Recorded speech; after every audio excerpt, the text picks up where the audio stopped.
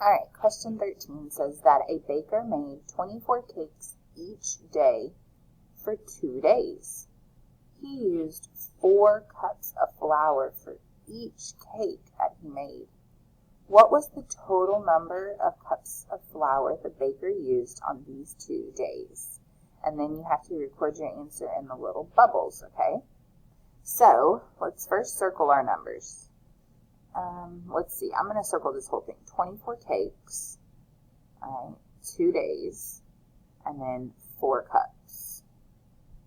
And we're trying to find what is the total number of cups of flour the baker used on these 2 days. So I'm looking for a total, which means multiplying or adding. So let's kind of see which one we think. Well, I see the word each, and then I see the word each again. Guys, this means that we're going to be multiplying, and then we're going to multiply again. So you're multiplying twice in this problem. So the first thing is there's 2 days, right?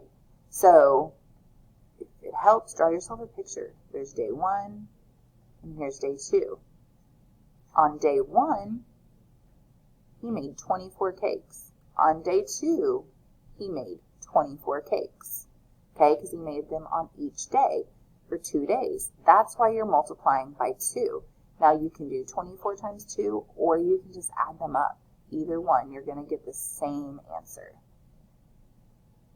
So he made a total, this baker, of 48 cakes. 48 cakes. Now, he used 4 cups of flour for each of those cakes.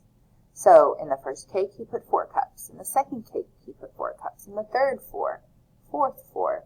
He puts 4 in every single one of these. So you need to multiply 48 times 4.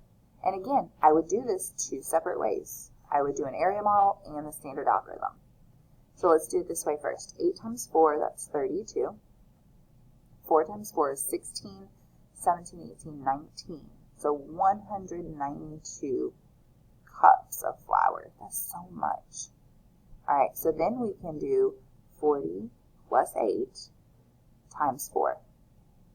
So 40 times 4, see, 4.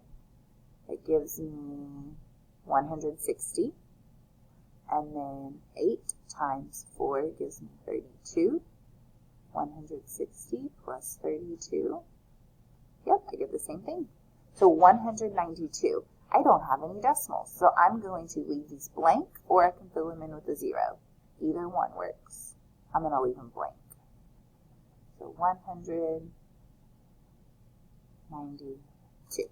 Just like that.